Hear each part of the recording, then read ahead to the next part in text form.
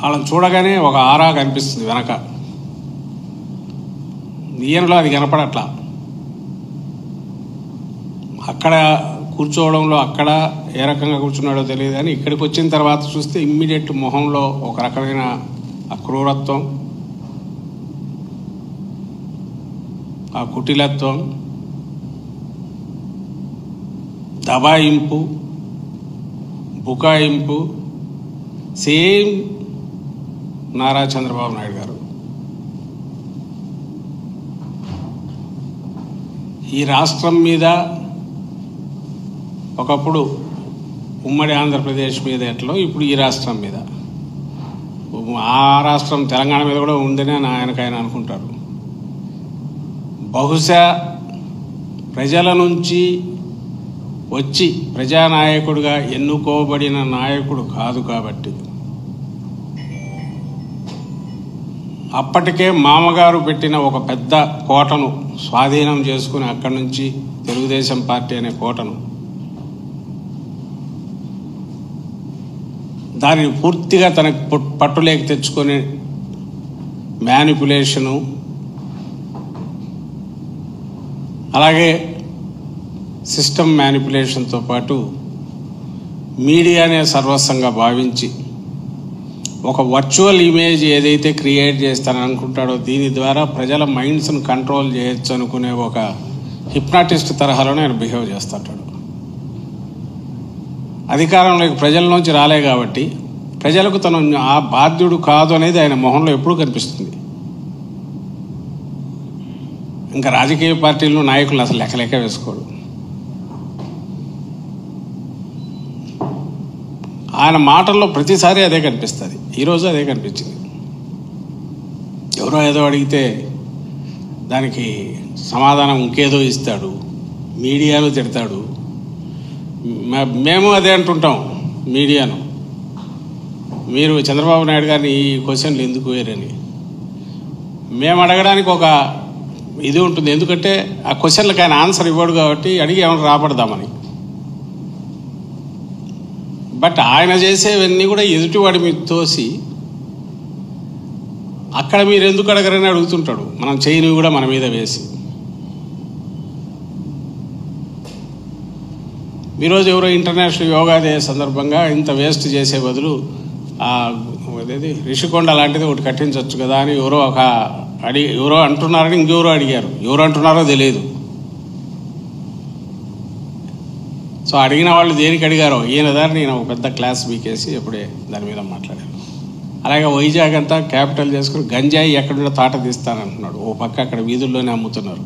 నిన్న కూడా భీమవరంలో ఆ పిల్లలంతా తాగి ఇది చేసినారని అంటారు. మా కుప్పంలో ఇట్లా జరుగుతుంది, ఇది కూడా జగన్ గారి పుణ్యమే అని అది కూడా అంటాడు. మరి సమయం నువ్వు ఆన్సర్ ఇవ్వాల్సిన ఆయన వీటన్నిటికీ జరుగుతున్న వాటికి. నీ కుప్పంలోనే అట్లా జరుగుతోంది, ఎందుకు నువ్వు సంజాషి ఇవ్వాలని అంటే, నా కుప్పంలోనే ఇట్లా జరుగుతుంది అంటే మొత్తం జగన్ గారే బాధ్యత వహించాలని కూడా దబాయిస్తాడు ఆయన. మొన్న ఇప్పుడు వీటన్నిటి గత నెల రోజులుగా మనం ఒక్కసారి రాష్ట్రంలో జరుగుతున్నవి చూసుకుంటే, ఒక పక్కనేమో రైతులు మద్దతు దొరక్క, ఈ మధ్యకాలంలో జగన్మోహన్ రెడ్డి గారే ప్రతిపక్ష నాయకుడుగా, వైఎస్ఆర్సీపీ నాయకుడుగా ఇటు మిర్చి కానీ అటు పొదిలి వెళ్ళి పొగాకు కానీ వెళ్ళొచ్చాడు. మీరందరూ గమనించి ఉంటారు. మిర్చి ఈయన వెళ్తున్నాడని 3 రోజులు వెళ్తున్నాడు ముందు హడావుడిగా సెంటర్కు లెటర్ రాశారు.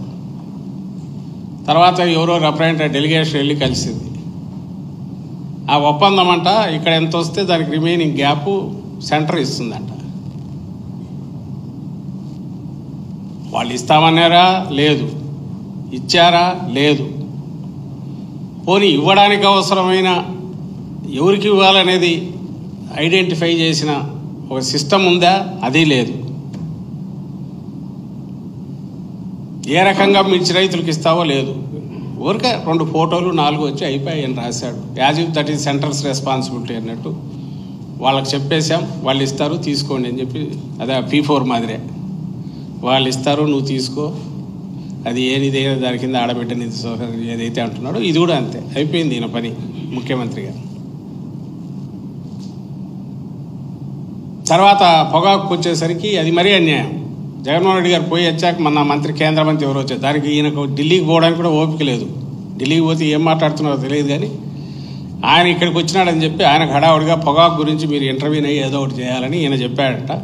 ఇంకా మీడియా ఉంది కదా, ఇంకా ఈయన చెప్పేస్తే సెంటర్ ఆ డైరెక్షన్స్ ఫాలో ఇచ్చేస్తుంది, డోంట్ వరీ పొగాకు రైతులందరూ అని చెప్పి వాళ్ళు మీడియాలో రాసేసుకున్నారు. ఇప్పుడు మామిడికి సంబంధించి ఎక్కడెక్కడ ట్రక్కులు ఆగిపోయినాయి, అవి 4 రూపాయలు 5 రూపాయలకు వచ్చిందని వాళ్ళ మీడియాలో కూడా రాస్తున్నారు. అయితే వాళ్ళు రాసే కారణం గవర్నమెంట్ ఎంత చెప్పినా వాళ్ళు ఫ్యాక్టరీలు వాళ్ళు వినట్లేదంట. అసలు నువ్వు వాళ్ళకి ఎప్పుడు చెప్పినావు, ఎప్పుడు కూర్చోబెట్టి వాళ్ళని ఫోర్స్ చేసావు, లేదా ఆర్మ్ ట్విస్ట్ చేసావు, లేదా ప్రెజరైజ్ చేసావు, లేదా నిజంగా ఆ ఫ్యాక్టరీల దగ్గర ఆగిపోయి ఉంటే దాన్ని ఏమైనా మూవ్ చేయడానికి గవర్నమెంట్ వైపు నుంచి ఏమైనా చేసే ప్రయత్నం చేసావా? ఒక్కటంటే ఒక్క పంటకు సంబంధించి అయినా సరే అది నువ్వు ఎంతవరకు చేయగలవో that's a different issue. But ఇంటర్వ్యూన్ కావడానికి నువ్వు ఎక్కడ ప్రభుత్వం వైపు నుంచి ప్రయత్నం చేసావు? ఇదే ఏడాది క్రితం పోతే జగన్మోహన్ రెడ్డి గారు చేయని సందర్భం అంటే ఏమైనా ఉందా? అది ఏ క్రాప్ అయినా సరే కొనగలిగితే కొనడం, మార్కెట్లో కాంపిటీషన్ క్రియేట్ చేయడానికి అవసరమైతే దానికోసం దిగడం, అడుగు ముందుకేసి దానికి అలొకేట్ చేసి ఇమ్మీడియట్ పర్చేజ్ మొదలు పెట్టడం, లేదా ఆక్వా లాంటి దాని దగ్గర అయితే వాళ్ళను పిలిచి గట్టిగా ఇది చేసి ఇక్కడ ఇచ్చి అక్కడ కూడా వాళ్ళను తగ్గించమని గవర్నమెంట్ నుంచి ఇంత ఇస్తామని మాట్లాడడం. మ్యాంగో విషయంలో అయిందా? ఒక్కటంటే ఒక ప్రూఫ్ చూపగలరా? కానీ సెంట్రల్ వీళ్ళు గవర్నమెంట్ డైరెక్షన్ ఇచ్చిందంటే వాళ్ళు వినలేదంట. యాక్టివ్ ఎంగేజ్మెంట్ అనేది ఎక్కడన్నా జరిగిందా? యాక్టివ్ ఎంగేజ్మెంట్ జరుగుతుంది. ఏది?